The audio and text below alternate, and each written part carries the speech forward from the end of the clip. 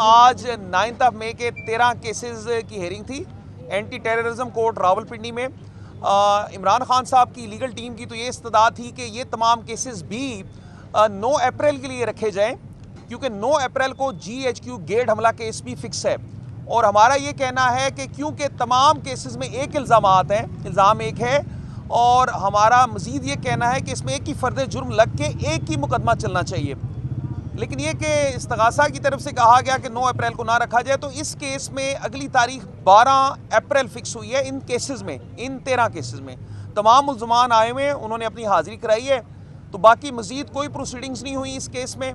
अगली तारीख इसमें 13 केसेस में 12 अप्रैल है। अच्छा सर, ये बता दें कि जो 24 मई और 26 मई के केसेस उनमें टोटल कितने मुल्ज़मान हैं और कितने की अब तक की ज़मानतें मंजूर हैं? देखिए जी, जो है ना 24 नवंबर वाले केसेस का आप पूछ रहे हैं, उनमें तकरीबन यहाँ पे 1088 1100 तकरीबन इसमें मुल्ज़मान हैं। और जब से हाई कोर्ट ने वो जो पुराने ऑर्डर से बेल्स के सेट असाइड किए, वापस आया, रिमांड हुआ, तो उसके बाद से तकरीबन अप्रॉक्सीमेटली 150-200 एक्यूज पर्सनस की ज़मानतें हो चुकी हैं। उन केसेस में जो सबसे एक बड़ी इलीगैलिटी है कि किसी शख्स को अगर किसी एक मुकदमा में नामजद किया गया है, तो बाद अज़ां पुलिस ने अपने पास से इंकशाफात लिख के तो एक शख्स को 8-8 9-9 बेबुनियाद मुकदमात में मुलवस किया है, जिनकी कोई कानूनी हैसियत नहीं है। तो तकरीबन 150 से 200 मुल्ज़मान की हद तक ज़मानतें मंजूर हो चुकी हैं। बाकियों की हद तक भी रोज़ की बुनियाद पर हमारी टीम बेल्स में पेश हो रही है। आज 9 मई के 13 केसेस की हेयरिंग थी एंटी टेररिज्म कोर्ट रावलपिंडी में। इमरान खान साहब की लीगल टीम की तो ये इस्तदा थी कि ये तमाम केसेस भी 9 अप्रैल के लिए रखे जाएं, क्योंकि 9 अप्रैल को GHQ गेट हमला केस भी फिक्स है। और हमारा ये कहना है कि क्योंकि तमाम केसेस में एक इल्ज़ाम एक है, और हमारा मज़ीद ये कहना है कि इसमें एक ही फ़र्द जुर्म लग के एक ही मुकदमा चलना चाहिए।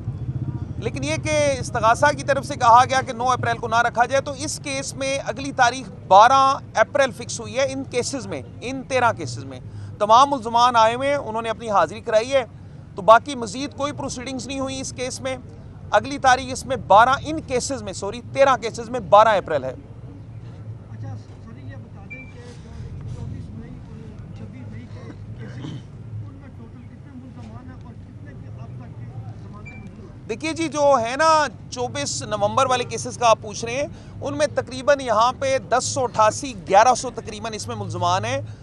और जब से हाई कोर्ट ने वो जो पुराने ऑर्डर से बेल्स के सेट असाइड किए, वापस आया, रिमांड हुआ, तो उसके बाद से तकरीबन अप्रॉक्सीमेटली 150-200 एक्यूज पर्सनस की ज़मानतें हो चुकी हैं। उन केसेस में जो सबसे एक बड़ी इलीगैलिटी है कि किसी शख्स को अगर किसी एक मुकदमा में नामजद किया गया है, तो बाद अज़ां पुलिस ने अपने पास से इंकशाफात लिख के तो एक शख्स को 8-8 9-9 बेबुनियाद मुकदमात में मुलवस किया है, जिनकी कोई कानूनी हैसियत नहीं है। तो तकरीबन 150 से 200 मुल्ज़मान की हद तक ज़मानतें मंजूर हो चुकी हैं। बाकियों की हद तक भी रोज़ की बुनियाद पर हमारी टीम बेल्स में पेश हो रही है।